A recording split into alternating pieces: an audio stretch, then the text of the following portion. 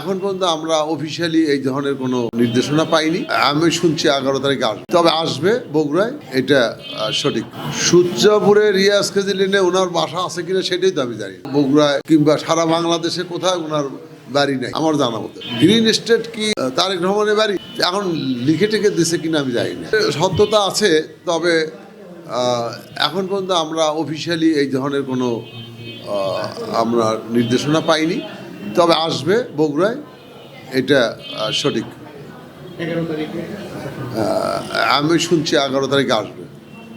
কি কর্মসূচি? এখন কর্মসূচি কোনো আমরা পাইনি, আমরা শিডিউল পাইনি। যতটুকু জানতে পেরেছি যে 12 তারিখে আলতাফুল নসির খেলার মাঠে দোয়া মাহফিল বড় দোয়া। না, যদি 11 থেকে আসে তাহলে ওইভাবে একটা প্রোগ্রাম হবে। আমরা দোয়া মাহফিলের একটা, যেহেতু আমরা দোয়া মাহফিল এখন পর্যন্ত করিনি, তো সেই জন্য আমরা একটা গণদোয়ার ব্যবস্থা করবো আর কি।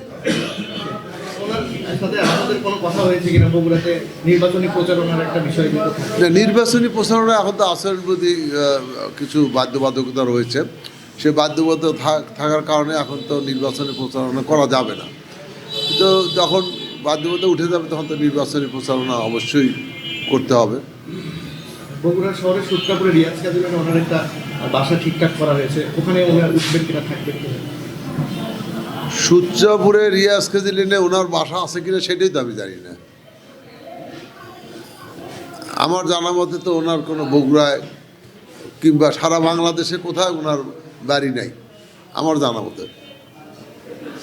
সাবেক এমপি যেমন তার লালুহি বলেছিলেন যে ওনার বাসার সাথে একটা বাসা আছে গ্রিন স্টেট।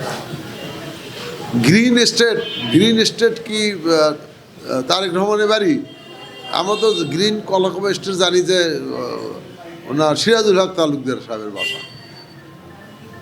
এখন লিখে টেকে দিছে কিনা আমি জানি না।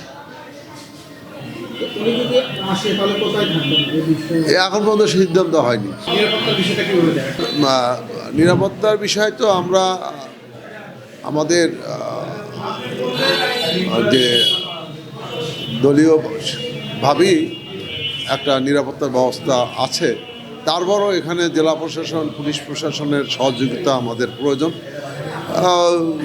আমাদের লিডার আসলে সরকারিভাবে তাদেরকেও অবহিত করা হবে, নিরাপত্তার ব্যাপারটা তারা দেখবেন।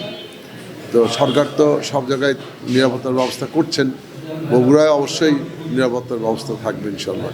আপনাদের সাথে কি কথা হয়েছে তার না, আমাদের সাথে তো দেখা হয়েছে, বগুড়ার কথা জিজ্ঞেস করেছে, বগুড়ার জনগণের খোঁজখবর নিয়েছে, বগুড়ার উন্নয়নের খোঁজখবর নিয়েছে, সবই জানেন উনি।